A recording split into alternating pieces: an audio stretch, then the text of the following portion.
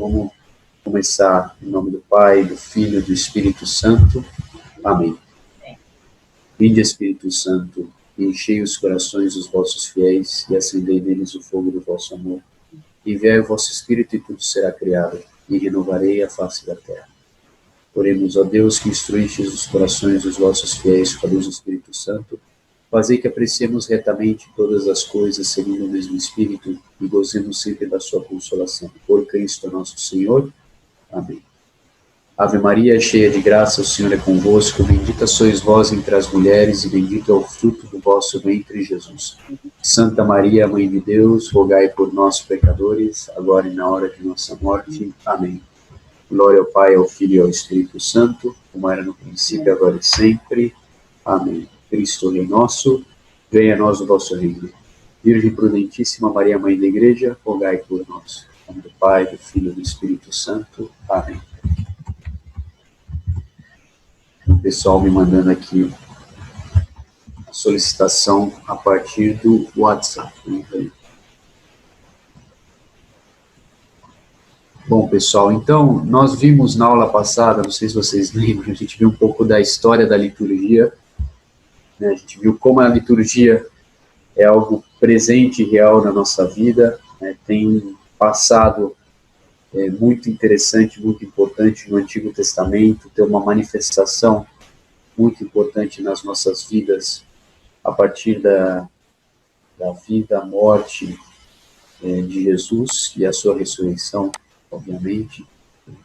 É algo que nós obramos diante de Deus, a liturgia, e vimos um pouco os tempos litúrgicos, um pouco como gira em torno a Cristo o nosso ano litúrgico, né? Os três anos litúrgicos, A, B e C, com as leituras, né, próprias de cada tempo.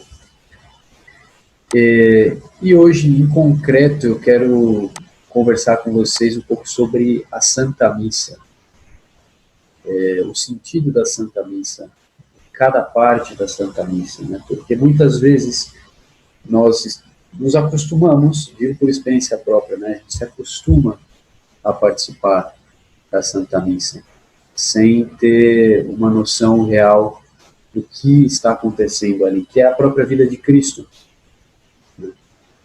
Então, é o que nós vamos ver nessa aula.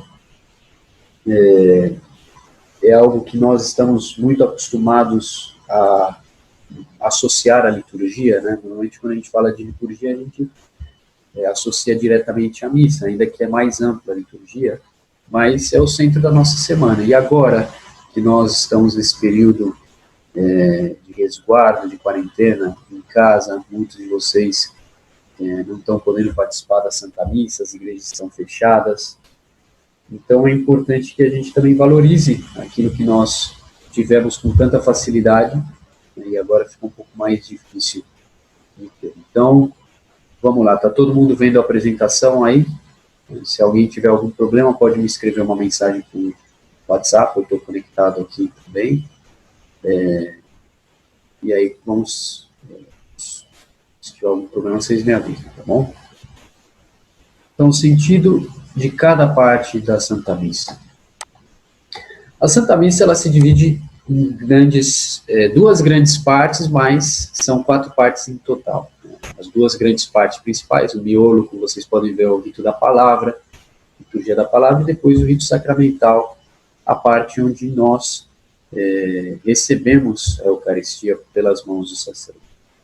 Tem o rito de entrada inicial e o rito final. Assim se divide, basicamente, a Santa Missa. E se vocês pararem para pensar, né, são 2 grandes momentos, vocês podem lembrar, né, todo o momento da proclamação da palavra de Deus e depois o momento de adoração eucarística, recepção da comunhão, esse momento onde todos nós nos unimos no altar do sacrifício e na mesa do banquete de Jesus.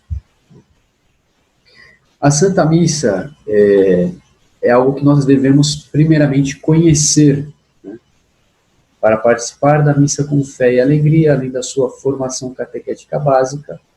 Nós recebemos a formação catequética para a primeira comunhão, para a crisma, né? Nós devemos conhecer todas as etapas da liturgia da missa. Nós devemos conhecer o que nós estamos vivenciando em cada domingo. Deixa eu só mandar o link aqui para outra, a Ângela que vai entrar. Então, nós temos que conhecer para logo amar, né? Pois nós amamos aquilo que conhecemos. Isso é uma regra de vida. Quanto melhor nós conhecemos o que nós estamos vivendo, mais nós vamos amar. Então, para que a Santa Eucaristia não se constitua em um mero rito mecânico, onde nós vamos lá e seguimos o movimentar-se do corpo, né? Ajoelha, senta, levanta, repete palavras, nós precisamos conhecer o que significa cada um desses atos, né, para poder amar o que nós vivemos. Muitas vezes a gente faz tudo sem saber o porquê. Então é importante que nós saibamos o porquê de cada um dos momentos da Santa Missa. A palavra missa, né, vem do latim missio, que significa despedida ou envio. Né? Quando os catecúmenos, que é aqueles que estavam se preparando para entrar na igreja, né, através do batismo, saíam antes do início da liturgia eucarística, o celebrante os despedia. Então, no rito antigo dos primeiros cristãos, era assim: aqueles que não eram batizados, que estavam se preparando para o batismo, eles participavam até determinado momento da Santa Missa. Depois desse momento, que era a liturgia da palavra, eles eram despedidos, né, porque a Eucaristia só se admitiam aqueles que eram batizados. Dessa forma, toda a celebração eucarística acabou por ser denominada como missa. Em latim, a despedida, né, o ide em paz, que o Senhor vos acompanhe, se resume numa breve frase que é ite missa est. Podeis ir, acabou, né? Assim, bem simples, né? Então, nós chamamos missa por causa desse envio, dessa despedida, né? Mesma coisa acontece com o terço. É uma palavra que é um terço do rosário. Na verdade, o rosário são todos os mistérios, e nós rezamos um terço, e na verdade hoje em dia é um quarto, né? São 4 mistérios. Hoje em dia nós chamamos essa oração de terço, abreviando para facilitar. Então, vamos começar a falar sobre os ritos iniciais. Antes do padre, do sacerdote começar a celebração, nós temos alguns ritos que às vezes a gente faz também de uma maneira corriqueira e nem presta atenção na importância, na preparação.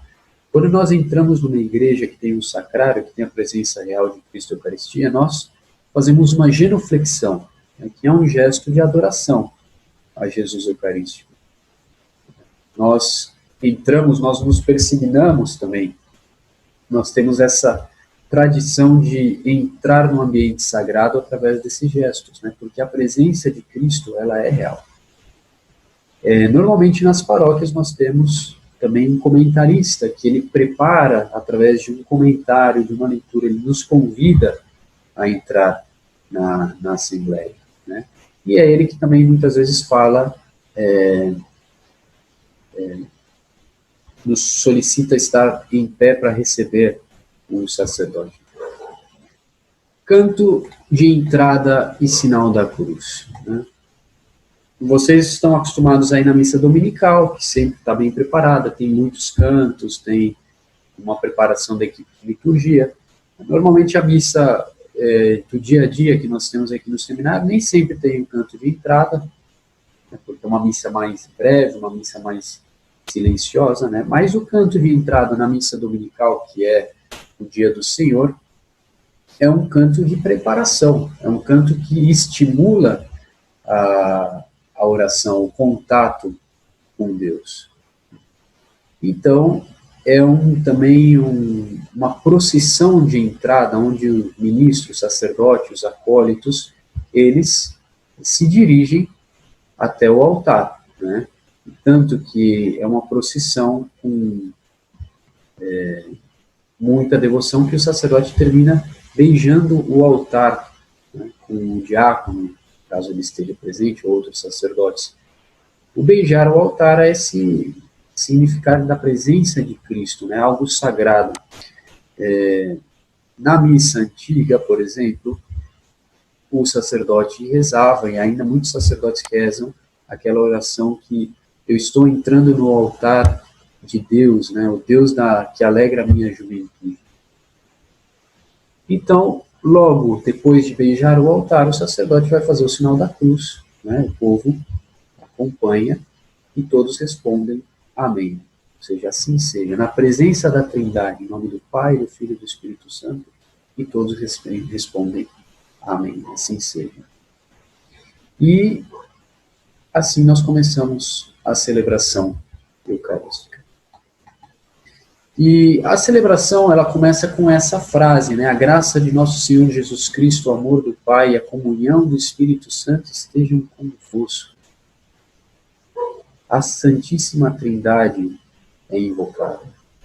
E bendito seja Deus que nos reuniu no amor de Cristo. Ou seja, se não fosse por Cristo, no seu amor, na sua paixão, morte e ressurreição, nós não estaríamos aqui. De fato, a Trindade é uma revelação de Cristo. Ele veio, nos revelou o rosto amável, amoroso do Pai, nos revelou a vinda do Espírito Santo e ele mesmo, como Filho de Deus, né, como verdadeiro Deus e homem. Então nós agradecemos. Aqui diz, é como um bom dia de inspiração divina. E o Padre, o celebrante, nos dá. Logo depois disso, como nós queremos ter acesso de maneira pura ao contato, à comunhão com Deus, nós, em primeiro lugar, pedimos perdão. O ato penitencial. E aqui tem essa citação bíblica, né? Se estás diante do altar para apresentar a tua oferta e ali te lembrares de que teu irmão tem alguma coisa contra ti, deixa a tua oferta lá diante do altar. Vai primeiro reconciliar-te com teu irmão, depois volta para apresentar esta oferta. Tanto com os nossos irmãos e principalmente diante de Deus nós temos que pedir perdão, né, pelos nossos pecados. É um momento onde antropologicamente nós reconhecemos essa necessidade de olhar para dentro, de olhar para nós mesmos e querer ser melhores, querer ser bons. E buscamos um arrependimento sincero. E nós recebemos nesse momento uma absolvição por parte do Padre, né? Só que não é uma absolvição contra os pecados graves. Isso nós precisamos nos confessar. Seria contra os pecados veniais. Então, é um momento onde nós recebemos uma graça muito especial por parte de Deus. Mas atenção, repito, para o perdão dos pecados mortais, dos pecados graves, é necessária a confissão. Tá bom? Depois desse momento de reconhecer-se criatura pecadora, nós continuamos a celebração agora dando glória a Deus, né?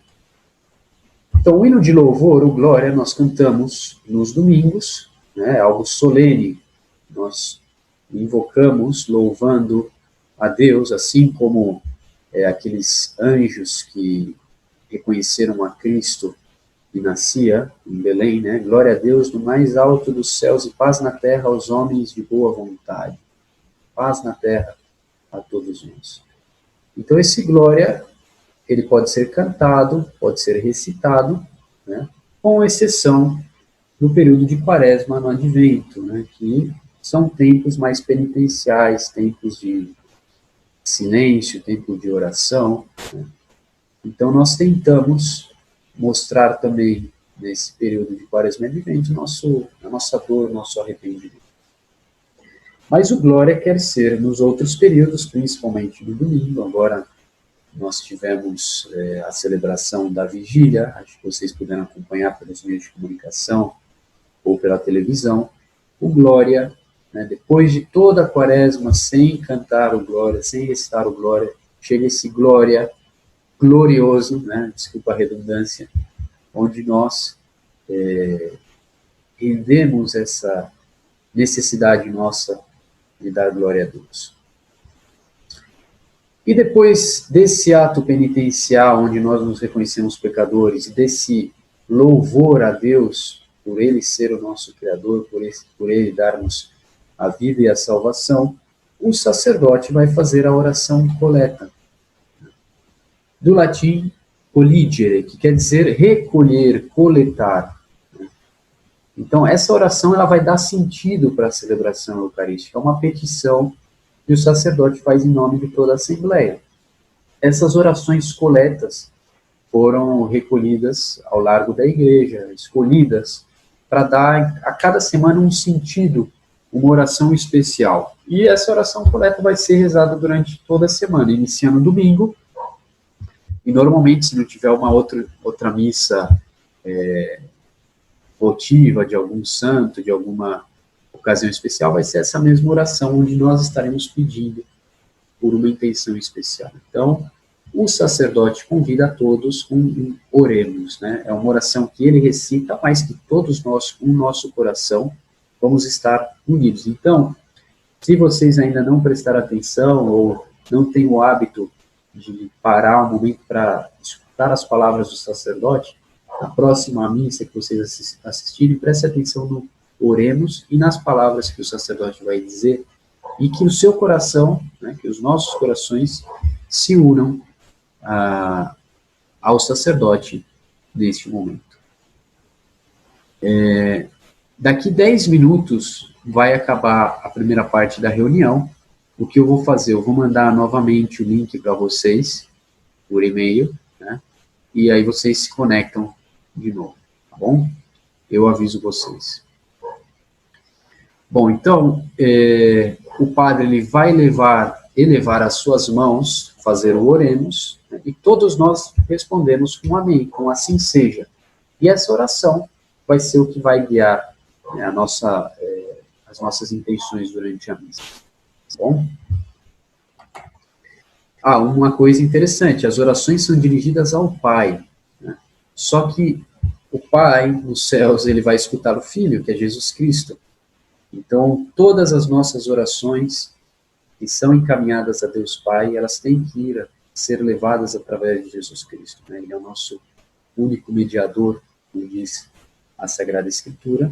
Então, ele vai ser aquele que o Pai vai escutar. E aqui nós vamos pedir. Terminando esse oremos, nós entramos na segunda grande parte da Santa Missa, que é, digamos, um corpo principal, que é a liturgia da palavra. A liturgia da palavra é o próprio Cristo, né, o próprio Deus que se faz vivo para nós através dessa mensagem sagrada, dessa mensagem inspirada, através das Sagradas Escrituras. Aqui diz assim: a Eucaristia é o mistério da nossa fé, e a fé vem pela palavra de Deus. Daí a importância da pregação pela liturgia da palavra. Não só de pão vive o homem, mas de toda a palavra que procede da boca de Deus. A fé, ela vem pela palavra. De fato, nós cremos porque os apóstolos pregaram. Eles escutaram da boca de Jesus, eles repetiram as mensagens de Jesus, contaram a história de Jesus a tantas pessoas que esse eco, essa mensagem maravilhosa de Deus chegou até os nossos ouvidos. Então, a fé nos foi transmitida através da pregação, através do ouvido. E aqui, a nossa missão, quando nos toca fazer a leitura na celebração eucarística, não é um simples ler, é um proclamar a palavra de Deus, solenemente. Nós somos instrumentos também de Deus quando nós estamos proclamando a sua palavra. É diferente quando alguém proclama bem e alguém não consegue proclamar bem, porque o povo de Deus sedento se apresenta no domingo para escutar a palavra de Deus, receber a Eucaristia, ele está esperando o melhor, né? Se vocês participam da equipe litúrgica ou têm oportunidade de ler na missa, eu recomendo muito uma leitura prévia, uma leitura meditada, né, para você poder dar sentido à palavra de Deus. Quanto melhores instrumentos sejamos, melhor vai ser transmitida a nossa fé. Estamos falando da liturgia da palavra. Então, como nós vimos na aula passada também, a liturgia da palavra ela se divide em 3 anos, né, A, B e C. E elas vão variar segundo os evangelhos, de modo que, ao largo desses 3 anos, nós tenhamos uma leitura quase completa da Sagrada Escritura. Então, ir à missa dominical também é muito útil por isso, para a gente ter esse contato ativo com a palavra de Deus, e ao largo desses 3 anos a gente repassar os 3 evangélicos conhecidos como sinóticos. E o Evangelho de São João, como eu tinha comentado para vocês, ele é dedicado a momentos mais fortes do ano, por exemplo, agora durante a Quaresma, Semana Santa, né, o Natal, nós temos mais leituras do Evangelho de São João. Tá? E a liturgia da palavra, esse primeiro grande momento da Santa Missa, ele é tão importante quanto a liturgia eucarística. A palavra de Deus, Cristo, é o verbo que se fez carne. Né? Ele é a palavra. Toda palavra que procede de Deus, ela é santa, ela transforma as nossas vidas. Né? A palavra de Deus, ela é viva e eficaz. Então, ela tem a capacidade de transformar as nossas vidas. Bom, vamos agora falar sobre as leituras. Né? A primeira leitura, em geral, ela é tirada do Antigo Testamento, e nós vamos acompanhar a história da salvação, né? Aquele passado onde Deus, a partir do Gênesis, né, a caída dos nossos primeiros pais, ele promete a salvação, ele promete a vinda do Messias, e é a preparação do povo eleito nesse período antigo, remoto, a preparação do coração do povo eleito para a vinda do Messias. É maravilhoso também a gente ir acompanhando a ligação que tem a primeira leitura com o Evangelho, sempre tem uma ligação muito forte, né? Tem alguma profecia do Antigo Testamento que nós vemos realizada em Cristo. Depois da primeira leitura, nós temos o Salmo responsorial, né, que é uma oração. O Salmo, a tradição conta que foi o rei Davi que os escreveu, onde essa oração é a meditação da palavra de Deus. O Salmo pode ser cantado, né, o Salmo pode ser recitado, mas o importante é que nós nos unamos àquele que está proclamando ou cantando esse hino de louvor também a Deus. Né? Os salmos, eles são para todos os momentos da nossa vida. Né? Normalmente a gente encontra até na internet, a gente está buscando passagens bíblicas quando nós queremos dar graças a Deus, passagens bíblicas onde nós queremos um consolo, queremos tentar encontrar-nos com Deus no meio da tribulação. O Salmo serve também para esses momentos onde o coração humano quer se expressar. Nos domingos nós temos a segunda leitura, né? Durante a missa diária nós temos somente uma leitura, um salmo e um evangelho. Nos domingos nós temos essa leitura adicional, que normalmente é uma carta do Novo Testamento. Uma carta de São Paulo, uma carta de São João, uma carta de São Pedro. Né? E ela tenta também dar principalmente uma lição moral, ligando o Antigo e o Novo Testamento. Porque as cartas escritas tanto por São Paulo, por São Pedro, por São João, por São Tiago, por São Judas, são a expressão daqueles que viveram com Cristo, né? Ou como São Paulo, que teve essa revelação, conheceu a Cristo através da perseguição que ele fazia, né? Mas, de certa forma, uma vivência da mensagem de Cristo nas primeiras comunidades, como os primeiros cristãos viviam no início do cristianismo. Então é muito pedagógico, porque eles tinham os mesmos problemas que a gente, né?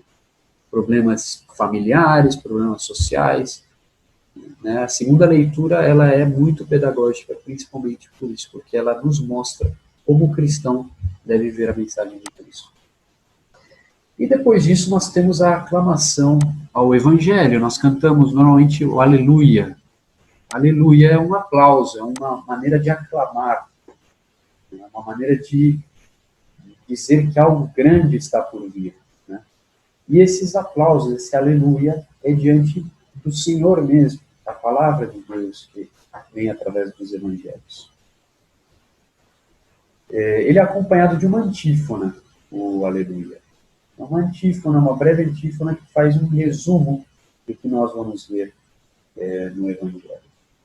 E é uma motivação para escutar o Evangelho. Na liturgia oriental, é muito interessante porque o diácono ou o sacerdote tem um canto especial invocando, né, ou proclamando essa necessidade de que todos humildemente abram os ouvidos para escutar a palavra de Deus que proclama. Então, ele fala, irmãos, escutai a palavra de Deus. Né? Um pouco estranho porque nós não estamos acostumados, mas para eles é algo muito devoto, né? Algo que chama atenção. E depois do aleluia, vem a proclamação do evangelho. Às vezes tem uma procissão com a Bíblia, né, ou um lecionário, as velas, normalmente nas solenidades. Se vocês assistem a missa aqui no seminário, vocês vão ver o diácono, que sou eu, né, agora na minha posição de diácono, fazendo essa breve procissão do evangeliário que está no altar até o ambão. Né? Aqui a nossa capela é pequenininha, mas dá para fazer uma breve procissão, indicando a palavra de Deus que vai ser proclamada. Então, logo dessa procissão, o diácono ou o sacerdote vai conduzir o povo à leitura da palavra de Deus. Né? Primeiro ele faz essa saudação, né? O Senhor esteja convosco. Porque é necessário que Deus esteja conosco. É necessário que nesse momento nós sejamos conscientes de maneira profunda da presença de Deus. Né? E nós respondemos, Ele está no meio de nós. Essa palavra é a presença do Senhor. Então aí a proclamação do Evangelho de Jesus Cristo, segundo João, Mateus, Marcos, Lucas, que todos dão glória. Aí tem a leitura, a proclamação da palavra, e depois aquela linda expressão que é a palavra da salvação. A salvação nos veio através de Cristo, né, e a sua palavra está presente na Sagrada Escritura. Novamente, damos glória. Né? Bem-aventurados os que ouvem a palavra de Deus e a põem em prática. Nós ouvimos a palavra de Deus e não só ouvimos, como também queremos colocá-la em prática nas nossas vidas. E o que nos ajuda muito a colocá-la em prática, espero, é a homilia do sacerdote, a pregação. Logo de escutar a palavra de Deus, o sacerdote ou o diácono, ele vai dar uma pregação, uma explicação da palavra de Deus. Tem aquela passagem, né, onde Filipe, um dos apóstolos, ele vê o etíope, né, o servo de uma rainha que está lendo uma passagem do Antigo Testamento, aí ele pergunta, está até aqui, ó, na apresentação, subindo para vocês. Ouvindo que lia o profeta Isaías, disse-me, porventura entendes o que lês? Ele respondeu, como é que vou entender se ninguém me explicar? E depois ele convida para que o apóstolo lhe explique o que Isaías estava falando, né? Aquela passagem do servo sofredor. Como é possível que aquele homem fosse tido como um grande, talvez o Messias, tivesse que padecer, sofrer e morrer, né? De uma maneira horrenda, né? Como foi Cristo morrendo na cruz. E o apóstolo explicou que tudo isso tinha que acontecer. Outra passagem também, os discípulos de Emaús, né, que eles estavam tristes pelo caminho e Jesus tinha morrido, e chega esse forasteiro e fala, por que vocês estão tristes? Você fala, Jesus morreu na cruz e tal, nós esperávamos que era um profeta grande em obras e palavras, mas ele morreu na cruz. E Jesus, na imagem do forasteiro, diz, vocês são lentos na inteligência. Não era necessário que o Filho do Homem sofresse e padecesse tudo isso, né, para que depois ressurgisse na sua glória. E a partir daí ele explica todas as Escrituras, todo o Antigo Testamento para eles, de tal maneira que o coração deles se abriu, eles entenderam a palavra. Depois eles falam, né, quando Jesus já se revela ao partir o pão e depois aparece, eles falam, nossa, não ardia o nosso coração quando ele nos explicava as Escrituras? Tomara rezemos pelos sacerdotes, pelos diáconos que pregam, tomara que eles possam fazer isso conosco, que a sua pregação enche o nosso coração de fogo, né? Que o nosso coração arda quando escutemos a explicação das Escrituras. Então, as Escrituras, que são a palavra de Deus, devem ser desentranhadas, porque é um mistério vivo e eficaz, que com o passar do tempo, não sei se vocês têm essa experiência, eu tenho, e passagens da Escritura que eu já tinha lido várias vezes, depois eu leio de novo, e parece que é vida nova. É algo maravilhoso que eu estou lendo de novo. E vou compreendendo mais, né? Tudo isso é inspiração, o Espírito Santo vai guiando, né? Como fonte de doutrina, né, nós temos a Sagrada Escritura, mas também temos a tradição oral e escrita. De fato, a Sagrada Escritura é fruto da tradição. Não é que chegou a Bíblia assim do céu, caiu, né, na mão de alguém e falou, aqui está a palavra de Deus. Não. Os primeiros cristãos foram discernindo em torno aos textos sagrados, né, para ver quais eram aqueles textos que...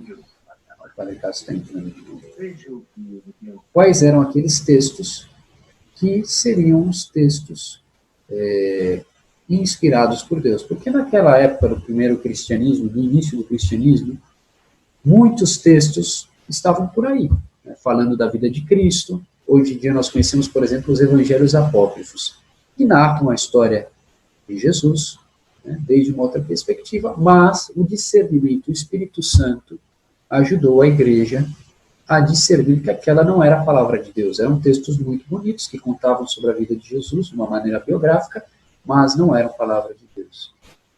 Então a Sagrada Escritura é parte da tradição. E foram os cristãos, né, através do magistério, através daquela hierarquia fundada por Jesus em Pedro e nos apóstolos, que foi discernido tudo isso. Olha só esse versículo aqui. Jesus fez ainda muitas outras coisas. Se fossem escritas uma por uma, penso que nem o mundo inteiro poderia conter os livros que se deveriam escrever. A vida e obra de Jesus, ela é maior que as Sagradas Escrituras. Mas, nas Sagradas Escrituras, nós temos o que é necessário para a nossa fé, para a nossa compreensão.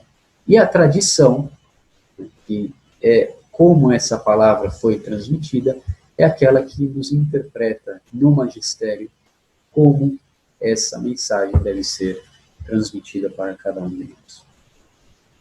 Assim, pois, irmãos, ficai firmes e conservai os ensinamentos que de nós aprendestes, seja por palavras, seja por cartas. Na segunda carta aos Tessalonicenses, onde São Paulo nos exorta, né, que a palavra seja transmitida, né, aquilo que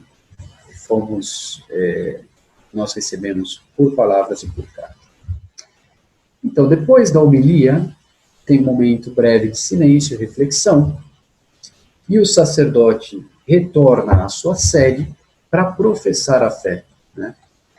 Nós temos a nossa profissão de fé, perdão, ficou um pouco pequeno isso aqui, mas vocês já conhecem o creio, né, onde nós afirmamos aquilo que nós confiamos, né? Afirmamos a nossa fé. A fé é uma adesão a uma verdade revelada. A fé não é um mero sentimento. Nós aderimos a algo que nos foi revelado. E isso nós proclamamos, essa adesão, quando nós rezamos o creio. Temos o creio simples, né? Aquele creio em Deus Pai Todo-Poderoso, Criador do céu e da terra, que é mais curtinho. Tem o creio niceno-constantinopolitano. Ele é um pouco mais longo, mas ele desentranha as verdades de fé de uma maneira mais profunda. Os dois são válidos, né? A questão do creio niceno-constantinopolitano, ele é um tesouro da nossa fé. Por quê? Ele é fruto, ele é resultado da defesa da nossa fé. Nos primeiros séculos, os cristãos eles tiveram que se contrapor às heresias, assim como hoje também, né? Mas naquela época não era tão claro, né? Tinha muita mistura com a filosofia, muita mistura com o paganismo. Então, para você ser cristão, você tinha que professar a fé, realmente, tinha que explicar tudo, Como é possível que Jesus fosse verdadeiro Deus e verdadeiro homem? É possível isso? Ser ou ele é Deus ou ele é homem. Essas foram as primeiras heresias do cristianismo, né? Que Jesus não era Deus ou que Jesus não era homem. Como é que Deus pode morrer na cruz? Ou como é que um homem pode ser Deus? Então, os cristãos, nos primeiros concílios aqui no de Niceia e de Constantinopla, definiram por que nós cremos isso. E se diferenciaram dos pagãos ou dos heréticos. Então, quando nós rezamos o creio, nós estamos rezando o tesouro da nossa fé, que foi proclamado e professado desde o início do cristianismo pelos primeiros cristãos. Então, rezemos o nosso creio, façamos nossa profissão de fé com muito fervor na Santa Missa. Sobre uma explicação do creio, quem tiver interesse, o Catecismo da Igreja Católica, por exemplo, ele nos dá a interpretação segura sobre a nossa fé. Depois de professar a fé, nós temos um momento de oração, onde a comunidade se une para rezar pelas intenções de todos. Nós colocamos, depois de ter escutado a palavra de Deus, diante de Deus, os nossos pedidos. E nesse momento, o povo está exercendo a sua função sacerdotal. Nós aprendemos na Crisma que todos nós cristãos, pelo nosso batismo, pelo nosso sacramento, nós somos reis, profetas e sacerdotes em Cristo. E quando nós rezamos, fazemos uma oração, nesse caso uma oração universal, uma oração de todos, nós estamos exercendo também a nossa parte sacerdotal. Nós somos reis porque nós somos filhos do rei, né? Nós somos filhos de Deus. Nós somos profetas porque também nós estamos chamados a anunciar as maravilhas de Deus, a boa nova do Evangelho, e nós somos sacerdotes porque também nós podemos oferecer a Deus as nossas orações, os nossos sacrifícios. É um sacerdócio diferente daquele sacerdócio ministerial, que é um sacerdócio ungido, um sacerdócio sacramental, assim como o batismo imprime um caráter especial, a crisma imprime um caráter sacramental especial na nossa alma, o sacerdócio também é aqueles que são chamados. Mas, além do sacerdócio ministerial, tem o sacerdócio comum aos leigos, e aqui, por exemplo, nós estamos exercendo, vocês estão exercendo esse sacerdócio com as suas orações, né, com as intenções. Então, por exemplo, aqui nós temos, normalmente nós rezamos pelas necessidades da Igreja e do Papa, em primeiro lugar. Nós rezamos pelos governantes, pelas pessoas que têm algum dever de autoridade para que sejam iluminados por Deus. Nós rezamos também pelas pessoas que sofrem da nossa comunidade, pelos doentes e as necessidades da comunidade local. A equipe de liturgia ela tem a liberdade, com autorização do pároco, de adicionar alguma oração especial, né, expressando algo mais concreto da comunidade. O importante é que esse momento não seja um momento de distração, de colocar coisas muito particulares, coisas que distraem. Né? É um momento onde o povo se reúne para fazer uma petição a Deus. E esse momento ele é interessante porque ele está preparando o nosso coração para oferecer a Deus a nós mesmos. Porque depois desse momento de oração, nós vamos entrar na liturgia eucarística, onde nós temos o ofertório, né? A palavra ofertório, ela diz muito de si mesma, né? Oferecer. Então, vamos dar uma olhada na liturgia eucarística, né? Ao Padre Cássio entraria. A liturgia eucarística, onde o mesmo pão é repartido entre muitos. O sacrifício redentor de Cristo é universal, destina-se a toda a humanidade. Seu valor é espiritual e infinito para todos. Então, nós já terminamos a liturgia da palavra, que é esse grande momento onde a palavra de Deus ecoa nos nossos ouvidos, entra através deles para chegar no nosso coração. agora nós vamos ver a parte do sacrifício, a parte eucarística. A palavra Eucaristia, né, vem do grego, significa dar graças, ação de graças, ou uma graça que é boa, né? Eucaristos. E a Eucaristia é um sacramento instituído pelo mesmo Cristo, né? Na Quinta-feira Santa nós comemoramos a instituição da Eucaristia. É ao mesmo tempo banquete, porque é a reunião de Cristo com aqueles que ele ama em torno da mesa, mas também é sacrifício. É um sacrifício redentor. É o sacrifício de Cristo redentor na cruz.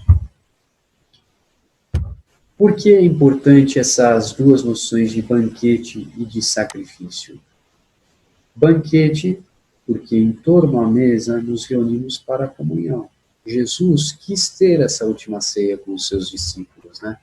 Ele fala, né, ansiosamente esperei isso, né, ter esse momento com vocês. Ansiosamente esperei ter este momento de reunião, de carinho, de amor com vocês.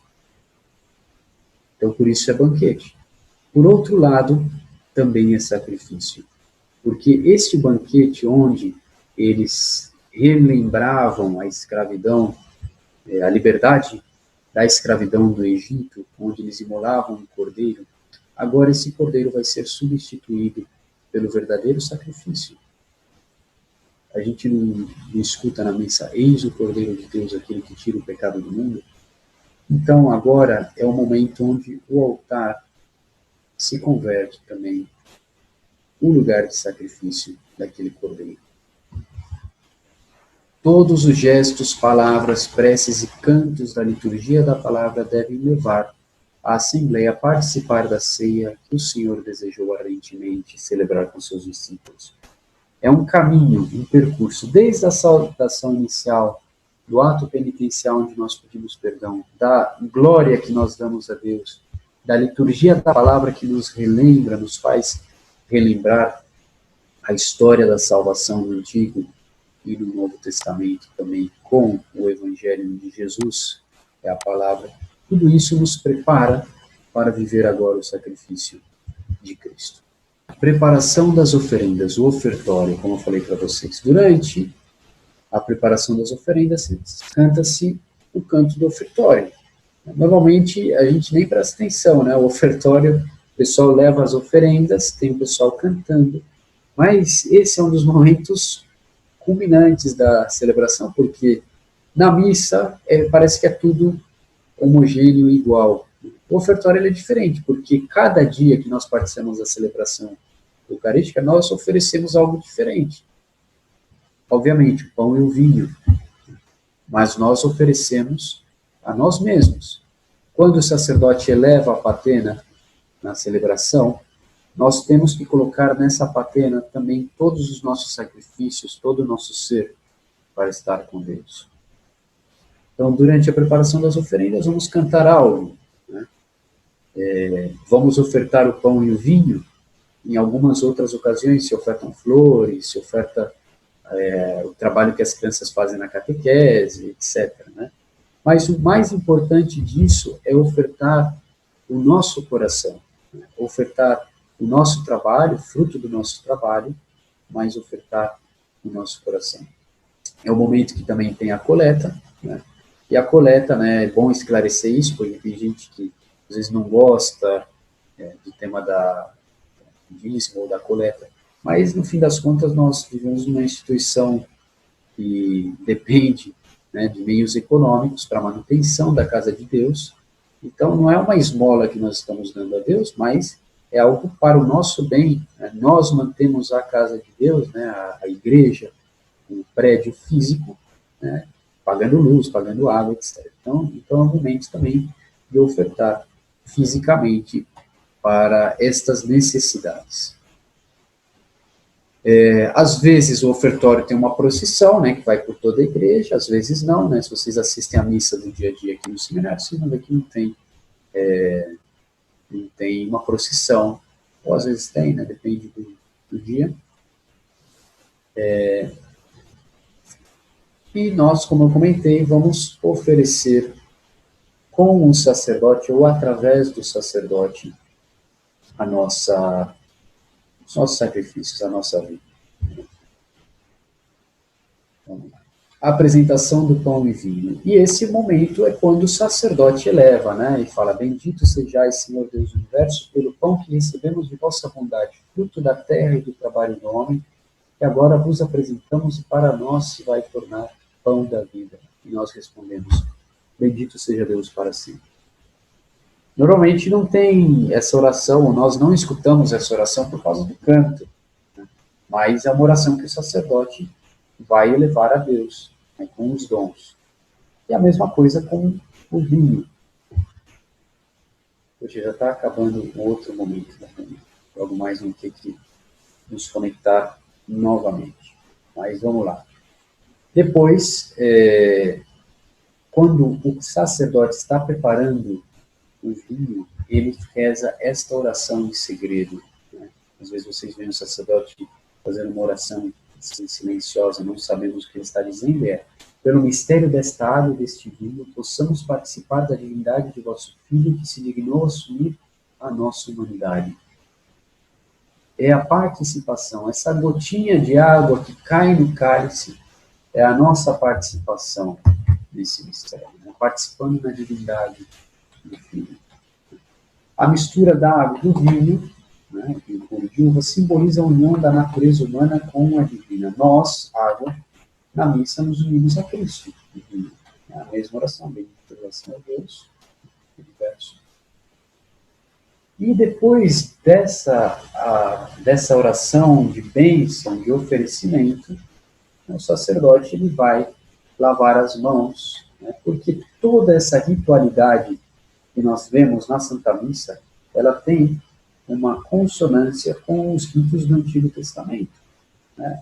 A água tem o sentido da purificação, e o sacerdote, antes de começar a parte auge da celebração eucarística, vai lavar as mãos para purificar-se.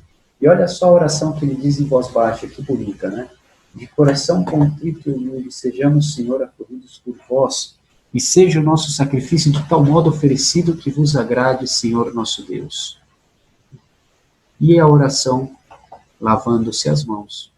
Diz: lavai-me, Senhor, das minhas faltas, das minhas culpas, e purificai-me dos meus pecados. É um momento onde o sacerdote está diante do povo, guiando o povo, né? Antes a missa era de costas, essa imagem era muito mais clara, né? O sacerdote, não é que ele estava de costas para o povo, ele estava caminhando até Deus, estava em direção a Deus, e o povo atrás estava seguindo. Hoje em dia a gente vê de uma maneira despectiva, né, a missa antiga, mas todo o contrário, é algo maravilhoso, algo que estava versus Deus, né, eles falam, diante de Deus. Porque o sacerdote, olha só, como Moisés subia na montanha para se encontrar com Deus, onde todos tinham temor, né, da presença de Deus, ele era aquele que representava todos nós diante de Deus. Então, tem um sentido muito bonito essa função sacerdotal. E depois dele oferecer, ele vai fazer aquela oração: orai, irmãos e irmãs, para que o nosso sacrifício seja aceito por Deus Pai Todo-Poderoso. Que Deus aceite esse sacrifício, esse ofertório, aquilo que nós estamos oferecendo. Vamos rezar todos juntos e peçamos a Deus que aceite tudo isso. E a nossa resposta humilde deve ser: receba o Senhor por tuas mãos, as mãos do sacerdote, esse sacrifício, para a glória do seu nome, para o nosso bem e o de toda a Santa Igreja. Olha só que coisa maravilhosa que a gente está rezando. O sacerdote pede que rezemos para que Deus aceite, nós pedimos a Deus que aceite pelas mãos do sacerdote o sacrifício, porque vai dar glória ao próprio Deus. E nessa oração que o sacerdote pede a Deus que ele receba esses dons oferecidos, né, no ofertório, e nós nos unimos a essa oração pedindo a Deus que receba também. Após essa oração, que o sacerdote nos convida a fazer, ele mesmo vai dirigir uma oração, que se chama oração sobre as oferendas. Essa oração sobre as oferendas, ela está em união com aquela primeira oração, a oração coleta, né? São alguns momentos onde o sacerdote faz oremos e abre as mãos, né? Pedindo a Deus. Então, a finalidade dessa oração é colocar nas mãos de Deus tudo que nós recebemos dele. E depois disso, vamos começar um momento que é como subir o Calvário. É a oração eucarística, onde nós vamos estar vivenciando esse memorial da paixão de Cristo, que é o verdadeiro sacrifício. E nós chamamos isso de oração eucarística ou anáfora. Anáfora não é um termo muito comum, mas nós conhecemos a oração eucarística, onde nós vamos vivenciar esse mistério que é a paixão de Cristo. Nós, com a Eucaristia, temos o dom de receber a presença real de Deus, né? A presença real de Deus era essa manifestação de Deus no Antigo Testamento, se dava no templo, né? Através da Arca da Aliança, que estava no Santo dos Santos. Ou antes da construção do templo, quando Moisés subia ao monte, ele conversava cara a cara com Deus. Isso no Antigo Testamento. E para isso existia uma quantidade enorme de ritos, de purificação, né? Então nós temos essa bênção, essa graça, que é a presença real de Cristo, Eucaristia, com todos nós. Então, nós temos a presença real de Cristo, Eucaristia. Ele se faz presente. Então é o momento onde nós estamos normalmente de joelhos, né? Com a adoração, nos ajoelhamos diante da presença, né, de Deus. Nós temos várias orações eucarísticas, né? Olha aqui, atualmente, para que cada povo possa participar mais e utilizar em sua própria cultura, existem várias fórmulas que são aprovadas pela Igreja. No Brasil nós temos 14 formas de oração eucarística. As mais utilizadas são a oração eucarística 1, 2 e 3. De fato, eu tenho o missal, aqui que é o missal utilizado pelo sacerdote.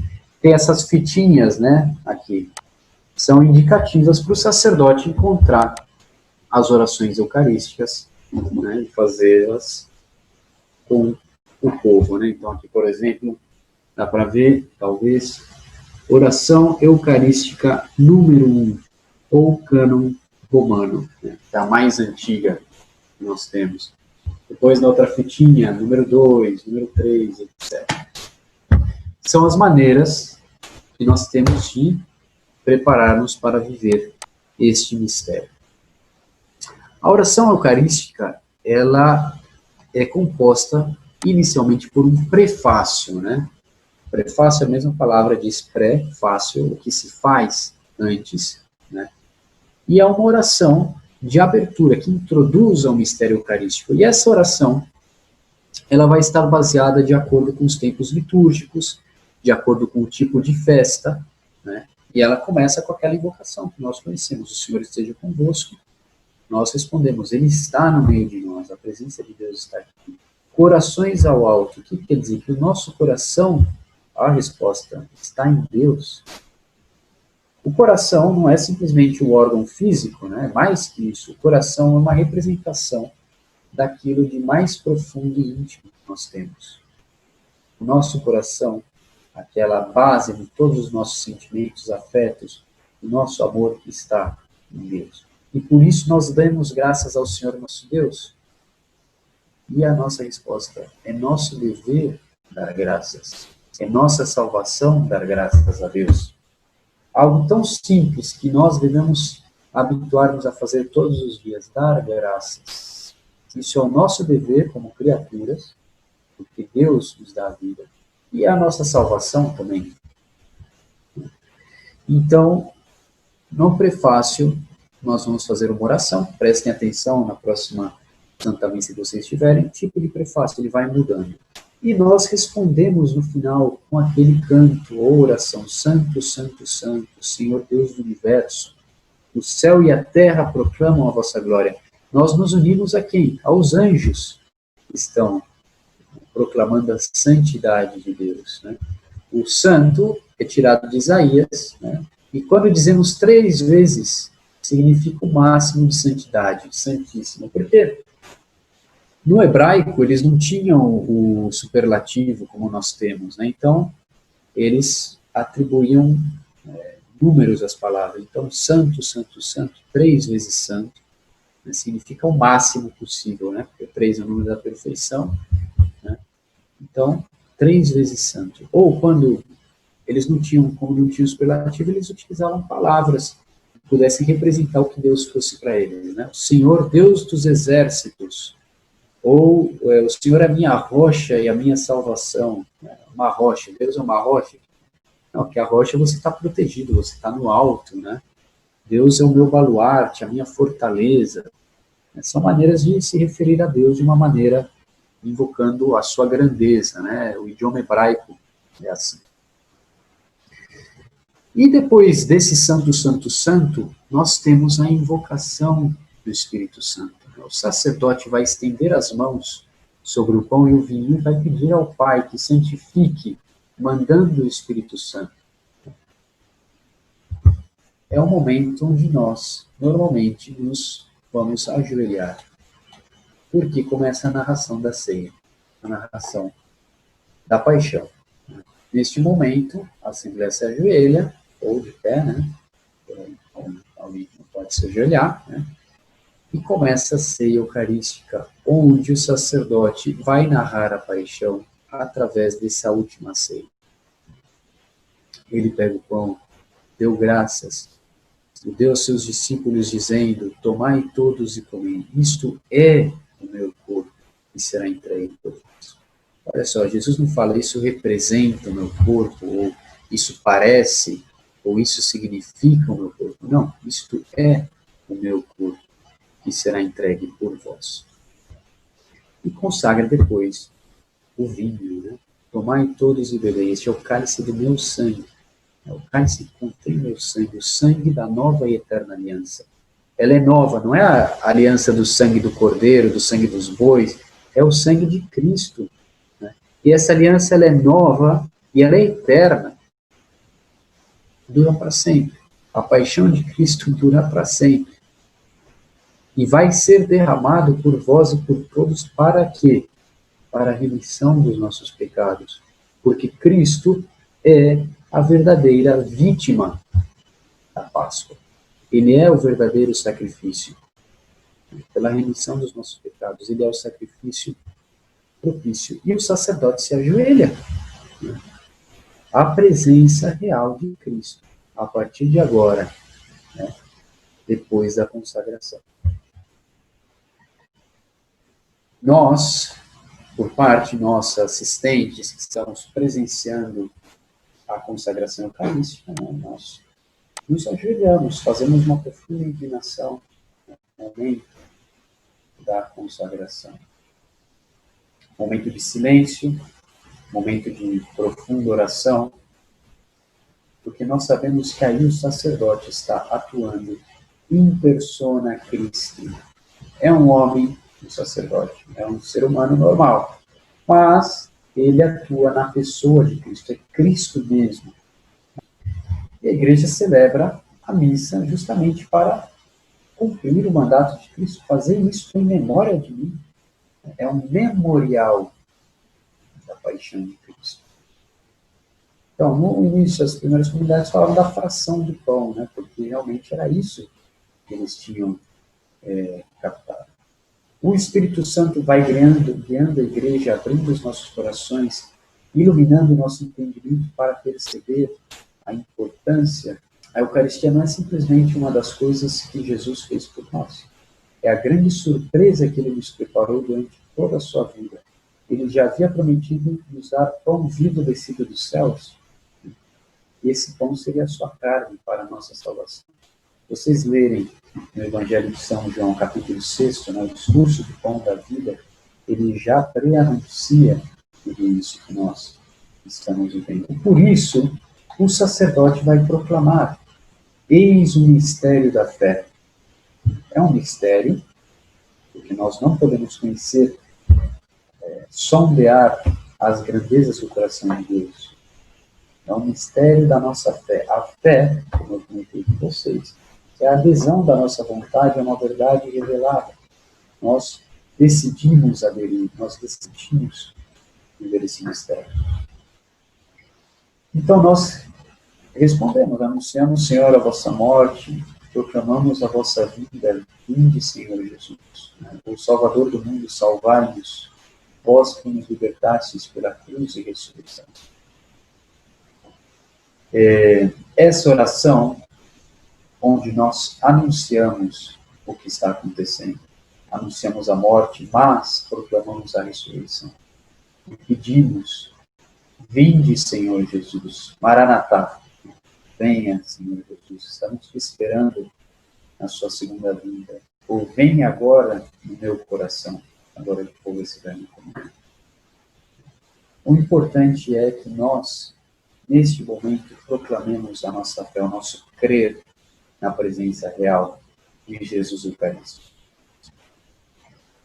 E a oração eucarística, que é esse momento onde nós preparamos o nosso coração para a vinda de Cristo presente, real, sacramentado, essa oração eucarística é o momento também onde nós fazemos orações pela igreja.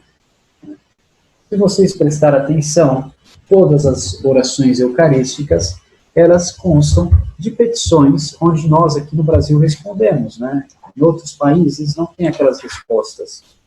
Por exemplo, né? Abençoai nossa oferenda ao Senhor, ou lembrai-vos, ó Pai, dos vossos filhos, lembrai-vos, ó Pai, da vossa igreja.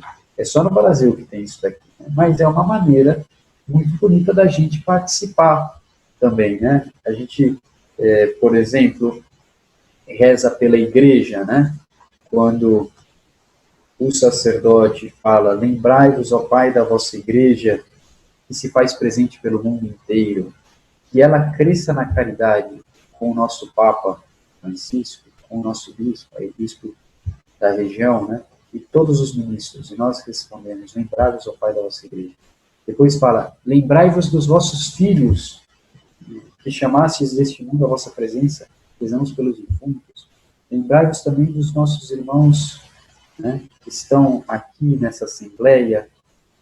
Tende piedade de todos nós e dai-nos participar da vida eterna. Com quem? Com a bem-aventurada Virgem Maria, Mãe de Deus, São José, seu castíssimo esposo, todos os santos. Olha só que bonito, né? Jesus presente na Eucaristia e nós pedindo diante dele por toda a igreja. Depois dessas orações, né,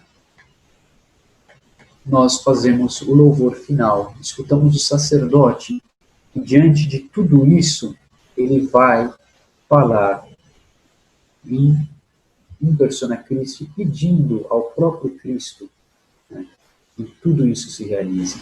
Então essa oração é por Cristo, com Cristo, e Cristo, após Deus Pai Todo-Poderoso, na unidade do Espírito Santo, toda honra e toda glória agora e para sempre. Todos nós respondemos solenemente: amém. Que assim seja. Ou seja, tudo isso que nós pedimos diante de Cristo, por Ele, com Ele e nele, seja encaminhado, escutado pelo Pai. Jesus é o caminho, a verdade e a vida, ninguém vai ao Pai senão por Ele. Então, Jesus é o nosso grande mediador que nos apresenta diante do Pai. Depois deste momento, começa o rito da comunhão. Chega o momento onde nós nos dispomos para receber o corpo de Cristo. E a preparação imediata à comunhão é a oração que Jesus nos ensinou, que é a oração mais perfeita, o Pai Nosso, onde essas 7 petições vão saciar o nosso coração, né, dos nossos desejos mais profundos, que é o desejo de santidade, o desejo de união com Deus. Então, rezando o Pai Nosso, Normalmente a gente até reza de mãos dadas, né, que é um sinal de unidade. Nós estamos esperando a presença de Deus, né? A oração do Pai Nosso também está desentranhada no catecismo da Igreja Católica, recomendo muito a leitura e meditação do Pai Nosso. Depois disso, nós temos um momento da saudação da paz, onde Deus, nós vamos receber a paz de Deus, né? De fato, é muito interessante na Igreja Oriental que nós recebemos a paz a partir do sacerdote. Então, tem os coroinhas, eles recebem a paz do sacerdote e eles levam para a Assembleia, para o povo que está no banco. Então, quando chegam os coroinhas, dão a paz para o pessoal das extremidades dos bancos e a paz vem através do sacerdote, na pessoa dos coroinhas, e todo mundo passa a paz. Muito bonito. Para dizer que a paz vem de Deus diretamente. É um momento de saudação, é um momento de comunhão entre todos nós para a verdadeira comunhão, né? Antecipa a verdadeira comunhão, que é a comunhão com Deus na Eucaristia. E logo disso, o sacerdote vai partir o pão. Partindo o pão, ele vai concluir, né, a ceia, porque ele vai comungar como sacerdote, né? Jesus, quando na última ceia, ele reparte o pão com os seus discípulos. E, olha só, os discípulos de Emaús, quando eles reconhecem Jesus, quando Jesus parte o pão. E essa é a fração do pão do sacerdote. Neste momento, nós vamos cantar ou invocar essa oração penitencial bem antes de receber a comunhão, né? Que é o Cordeiro de Deus que tira o pecado do mundo, né? Tende piedade de nós, Cordeiro de Deus que tira o pecado do mundo, tende piedade de nós, Cordeiro de Deus que tira o pecado do mundo, dai-nos a paz. O sacerdote se inclina e comunga, recebe o corpo e o sangue de Cristo. Nós respondemos, quando ele fala, eis o Cordeiro de Deus, que tira o pecado do mundo, nós respondemos, Senhor, eu não sou digno de que entreis em minha morada, mas dizei uma palavra e serei salvo.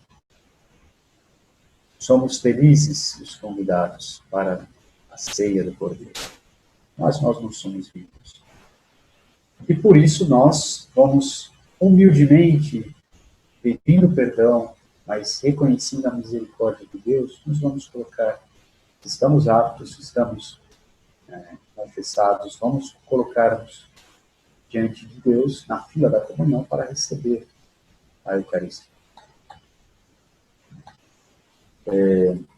A oração que o sacerdote faz, né? Que o corpo de Cristo me guarde para a vida eterna. O corpo de Cristo nos prepara para aquela vivência diante de Deus, no céu. Aqui nós temos essa presença diante de Deus velado sob as espécies do pão e do vinho, ou seja, o mesmo Cristo na transubstanciação das matérias do pão e do vinho, que se faz presente, nós comungamos, assim como ele nos pediu. E durante a comunhão nós temos a ação de graças, né? Através de um canto, através de uma oração, tanto que depois de comungar é ideal que nós façamos um momento de silêncio, um momento onde nós nos colocamos diante de Deus para dar graças por esse dom maravilhoso que é a sua vida na nossa vida. É um momento de recolhimento, com algum canto, pode ser, com alguma oração, mas de preferência com um silêncio de adoração. Depois desse silêncio, depois desse canto, né, o sacerdote vai purificar os objetos sagrados, né, o cálice, a patena, a âmbula, né, para que não esteja contido mais aí, não se perca nenhuma partícula do corpo, nenhuma gota do sangue de Cristo. E depois desse momento de purificação dos objetos sagrados, vai ter um momento de silêncio, ele vai sentar na sede, né? E depois disso ele vai levantar-se, vai fazer a oração após a comunhão, que é outro momento onde ele faz oremos.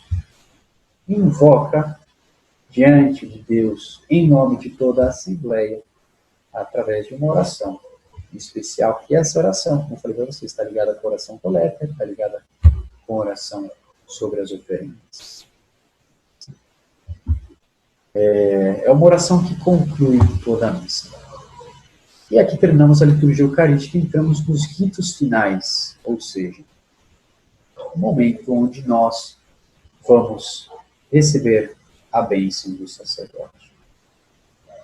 Os ritos finais, depois dessa oração, são muito simples, muito rápidos. Também são um momento onde, na comunidade paroquial, se dão alguns avisos, algumas comunicações próprias. Né? Vai ter a quermesse e tal, vai ter a pastoral litúrgica, etc. É um momento que o sacerdote tem esse contato mais prático com o povo. E depois disso, vem a bênção. Né? Quando tem o bispo, a bênção é solene. Quando tem o sacerdote, a bênção simples, salvo que seja no domingo de Páscoa ou em alguma outra festa solene. E essa bênção inicia, né, também com o Senhor esteja convosco, Ele está no meio de nós. E abençoe-vos Deus Todo-Poderoso, que é Pai, Filho e Espírito Santo. Amém. Assim seja. Começamos invocando a Trindade, terminamos recebendo a bênção da Trindade. E depois, um canto final, né? Tem a despedida do sacerdote, ou o diácono que faz a despedida, né? Ide em paz e que o Senhor vos acompanhe, graças a Deus. Agora que é Páscoa, ide em paz e que o Senhor vos acompanhe, aleluia, aleluia, demos graças a Deus, aleluia, aleluia. O sacerdote sobe ao altar, beija o altar, se despede do altar, né, que é o altar do sacrifício, e faz a procissão de volta, né, pelo corredor central, ou vai diretamente à sacristia, enquanto o povo faz um canto, né, de despedida da celebração eucarística. Bom, pessoal, aqui, depois eu vou mandar esse material para vocês, se vocês quiserem ler com calma, né? Deixa eu colocar aqui a tela. Tem uma bibliografia que eu indico para vocês, alguns livros que explicam, né, o catecismo, sempre uma grande ferramenta, 2 páginas de internet, que tem uma explicação da Santa Missa. E espero que vocês tenham podido renovar, né, no coração de vocês esse desejo de participar da celebração eucarística. Quando voltemos à normalidade da nossa fé, podendo frequentar a igreja, vocês possam voltar nesse material ou lembrar de alguns detalhes que nós conversamos aqui, para viver uma celebração eucarística com uma maior fé, com maior fervor, com maior consciência, né? Aquela primeiro slide que eu mostrei para vocês, falando da importância de conhecer e amar, vamos dar uma olhada de novo, né? Conhecer para participar da missa com fé e alegria, além da sua formação catequética básica. O fiel deve conhecer todas as etapas da liturgia da missa. Vamos oferecer nesse ofertório as nossas vidas. Vamos participar da oração do sacerdote. Vamos exercer o nosso ministério do sacerdócio comum dos leigos também nas orações. Porque conhecendo, nós vamos amar. Vamos amar a Eucaristia, vamos reconhecer a presença real de Cristo. Não é um símbolo, não é uma representação, é a presença real. E sabendo disso, essa sabedoria vai passar para o nosso coração. Nós vamos amar. Nós vamos fazer os atos com fervor, vamos ajoelhar com fervor, vamos invocar a Trindade com fervor, fazendo o sinal da cruz de maneira decente. Nos vamos vestir conforme a solenidade da Eucaristia, né? Nos vamos comportar, vamos ensinar os nossos filhos a se comportar, nossos sobrinhos, nossos parentes que não conhecem, vamos ensiná-los a participar de uma maneira correta da celebração eucarística.